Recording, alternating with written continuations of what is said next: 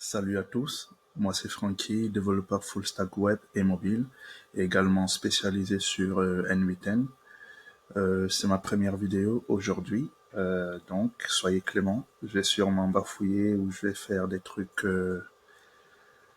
pas trop professionnels peut-être, donc je vous remercie par avance. Donc on va commencer. Aujourd'hui on va parler du RAG, l'embedding, la vectorisation. Et pour ça, on aura une première partie qui va parler de la partie théorique et une deuxième partie qui sera technique, où on va développer tout un système pour vous montrer comment tout ça fonctionne.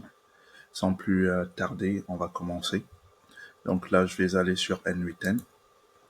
Donc, alors, qu'est-ce que l'ORAG? En fait, l'ORAG, pour faire simple, l'ORAG, c'est, je vous donne un exemple pour que vous compreniez mieux. Supposons que vous prenez un LLM, par exemple ChatGPT ou Claude, et vous lui demandez, voilà, c'est qui le président de la France? Il va vous répondre naturellement, Emmanuel Macron. Comment il le sait? Il sait parce qu'il a été entraîné avec les données qui contiennent les données du président Macron, tout simplement. C'est comme ça qu'il le sait. Par contre, si vous avez par exemple des animaux chez vous, un chien, un chat, si vous demandez au LLM, c'est quoi, quel est le nom de mon chat ou de mon chien, il ne saura pas répondre. Tout simplement parce que il n'est pas au courant de votre chat. Il n'a pas été entraîné avec ces données-là. Du coup, il sera obligé d'halluciner. Et c'est ainsi qu'il va vous donner des réponses fausses. Pour éviter ça, on va faire du RAG, donc apporter des données supplémentaires aux bases de connaissances dans LLM pour les compléter. Donc c'est comme ça que les entreprises fonctionnent, pour avoir leurs données en interne et éviter un maximum des hallucinations. Maintenant, on a parlé du RAG, on passe ensuite à la vectorisation. Donc la vectorisation, aujourd'hui on utilise beaucoup les bases de données vectorielles. C'est quoi la différence entre les bases de données vectorielles et les bases de données classiques? Alors la différence est au niveau du fonctionnement. Supposons que vous avez une boutique en ligne de vente de téléphones. Un client va venir, il va chercher par exemple iPhone de couleur rouge, iPhone 13 de couleur rouge. Ce qui va se passer, cette information, elle va aller être recherchée dans la base de données grâce à l'ID de ce téléphone, l'ID du produit. Sachant que l'ID, c'est comme l'identité du produit, ça ne bouge jamais, ça ne change jamais. Donc c'est ça. Pourtant, avec une base de données vectorielle, ce qu'on va faire, on ne va pas fonctionner avec l'ID. On va plutôt fonctionner avec le langage naturel. Par exemple, je veux un iPhone de couleur rouge, iPhone 13. On va envoyer la requête.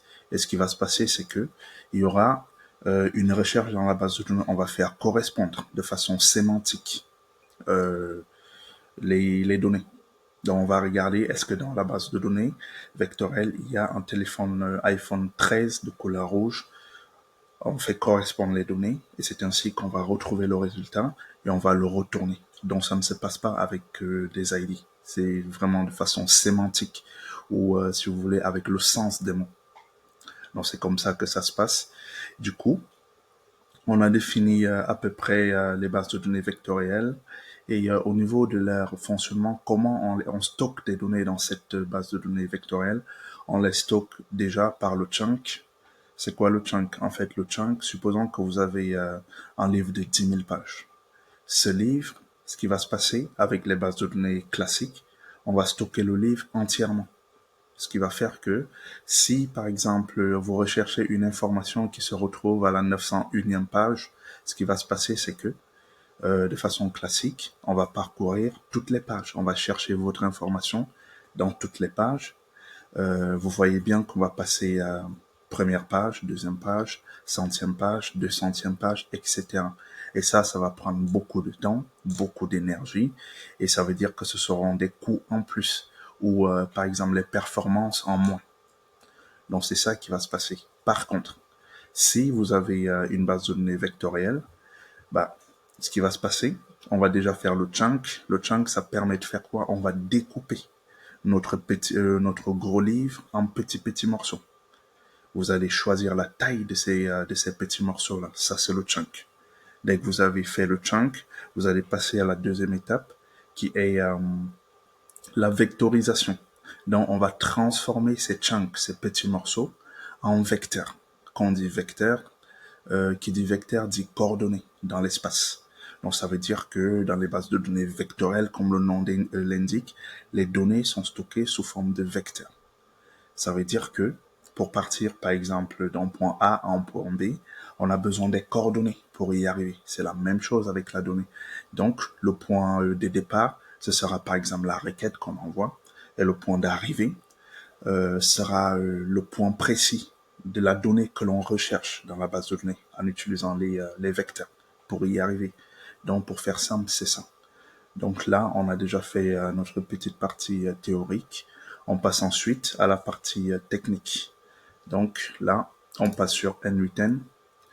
Du coup, pour les nœuds, je ne vais pas expliquer tous les nœuds, mais je ferai l'effort d'expliquer les nœuds les